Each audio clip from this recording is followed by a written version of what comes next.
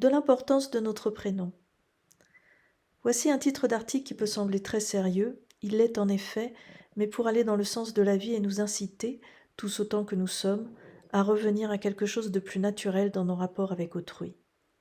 Depuis plusieurs années, j'ai remarqué que certaines entreprises ont pris l'habitude de faire signer leurs mails par des formules comme toute l'équipe, la team ou encore la tribu motivée, etc. L'anonymat peut créer du vide. Sous couvert de sembler dynamiques et présentes à leur clientèle, ces entreprises nous mènent progressivement à une négation de l'être. En tout cas, c'est comme ça que je ressens les choses. Pour avoir beaucoup échangé par mail et n'avoir jamais pu savoir avec qui je conversais, fonction, homme, femme, je constate que chaque correspondance anonyme me laisse un sentiment d'incomplétude, de flottement. Et cela va souvent de pair avec une réponse qui manque cruellement d'efficacité et de responsabilité. L'anonymat, dans ce contexte, crée du vide. Certains dirigeants obligent leurs employés à ne pas utiliser leur identité, ni prénom ni nom. Le prénom serait pour moi un minimum, un essentiel, un basique qui donne de l'humanité à l'échange. Au risque de sembler ringarde, ne pas savoir si j'écris à un homme ou à une femme me dérange parce que je ne sais sur quelle vibration je suis avec la personne. Cela m'oblige implicitement à rester tout aussi impersonnel que la personne qui est à l'autre bout, et l'encéphalogramme reste plat, le cœur ne peut pas s'ouvrir. J'ai toujours trouvé qu'un prénom est important. Il porte, ou disons qu'il traduit la vibration de la personne. Il est du reste inconsciemment, ou consciemment aussi, choisi pour cela. Alors pourquoi le nier? Pourquoi obliger des personnes à s'effacer au profit d'une signature, à la mode certes, mais qui ne dit rien sur les personnes qui œuvrent derrière? C'est nier les personnes, nier leur contribution et interdire insidieusement le lien entre elles-mêmes et nous. Ça n'a l'air de rien, mais cela fait partie du jeu des marionnettes mondiaux.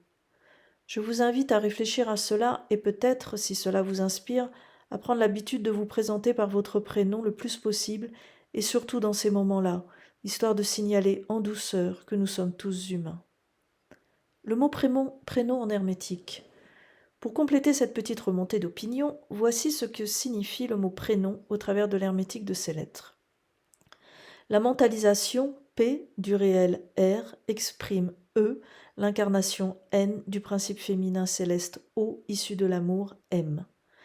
Ce mot a donc à voir avec le fait d'incarner une vibration particulière et donc de vibrer ce mot qui nous identifie. Il est donc primordial de ne pas le nier et même de l'aimer puisqu'il est comme un guide personnel, puisqu'il exprime notre vibration personnelle. Cependant, et ceci est essentiel à comprendre, nous ne sommes pas que notre prénom. Nous sommes, en tant que vibration, l'association de notre prénom et de notre nom. C'est la combinaison des deux, à laquelle s'ajoute notre date de naissance, qui crée ce que nous sommes chacun, individuellement. Ceci est expliqué en détail dans le chapitre de la rose de lettres du livre de référence de Jean-Christophe. Prenons conscience que notre prénom et également notre nom sont très importants, et qu'il s'agit non seulement d'apprendre à les apprécier, mais aussi de refuser qu'un quidam les efface et nous remplace par une signature impersonnelle.